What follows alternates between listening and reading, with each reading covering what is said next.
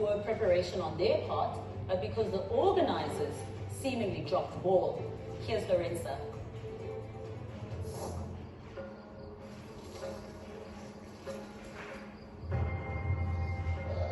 Every day, as the first rays of the sun paints the horizon, the sound of footsteps echoes through the streets. There's something about being on the road and the peace and tranquility and what your body is capable of astounds you. Across the country, runners test their physical and mental endurance, each step bringing them closer to their ultimate test. But this year, for hundreds of runners who had spent months training for the world's biggest and oldest ultramarathon, the anticipation ended in bitter disappointment.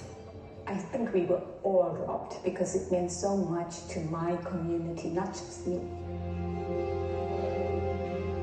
The runners who run from dawn to dusk, 12 hours on the road and finish, that's what makes Comrades so special. Reasons for taking on the Comrades are as diverse as the participants themselves. But for 53-year-old Vanessa Briglau, this year's race had a special significance. The last Comrades I ran was in 2019, and that was the year that I lost my husband. He was my greatest support. I mean, without him, I would never have gotten to the start of any marathon. When Comrades released the date late last year, that the marathon was going to fall on the 11th of June, I knew without a doubt that I had to get to the start because the 11th of June would have been our wedding anniversary. With only 6 months to prepare, Vanessa was determined to make it to the starting line, relentlessly hitting the road for 3 hours every morning.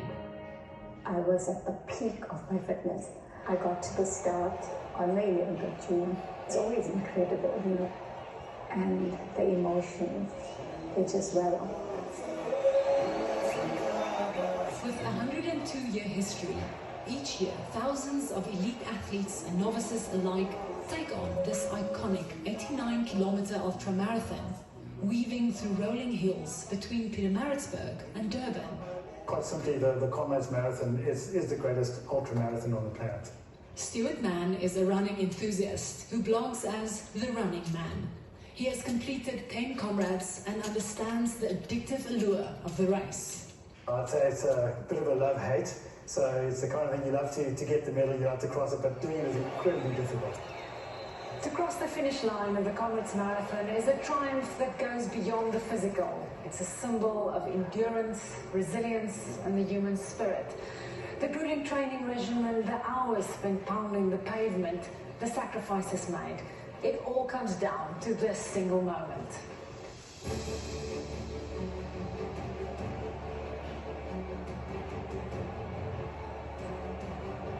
I had my pacing plan.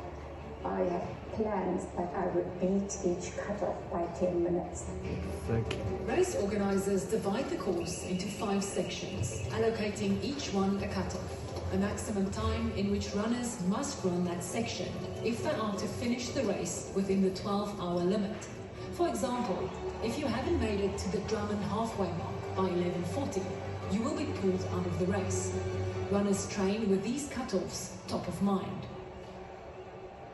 I had no challenges getting through each cutoff.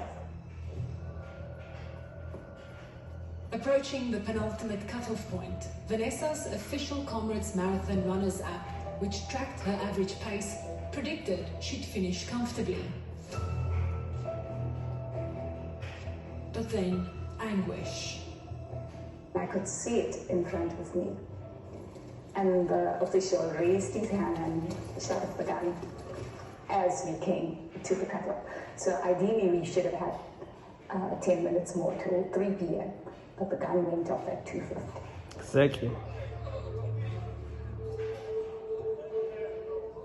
With less than 20 kilometers to the finish line, Vanessa was pulled off the course. It's Pine Town. After all her hard work, her race was over. She was just one of hundreds of devastated runners, cut off before the finish line. It was surreal. This shouldn't be happening, but there were broken people at that cutoff.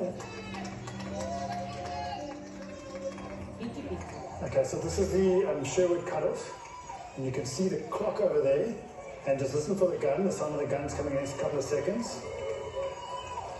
This guy nailed them. There's the gun, there's 55 on the clock. So they fired the gun 5-6 seconds too early. So these runners over here, Yes.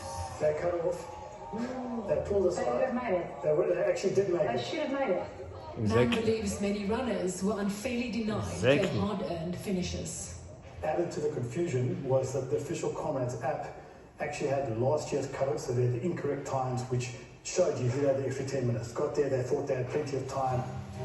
In Yes. past years, runners had a full 12 hours to complete the marathon. But this year, that time was reduced by 10 minutes, meaning runners had even less time to reach each cutoff than they thought. So it's almost like double taxation. And runners did communicate this, but they were ignored. So yeah, our best guess would be about 600 people who should have got a medal this year were denied a medal.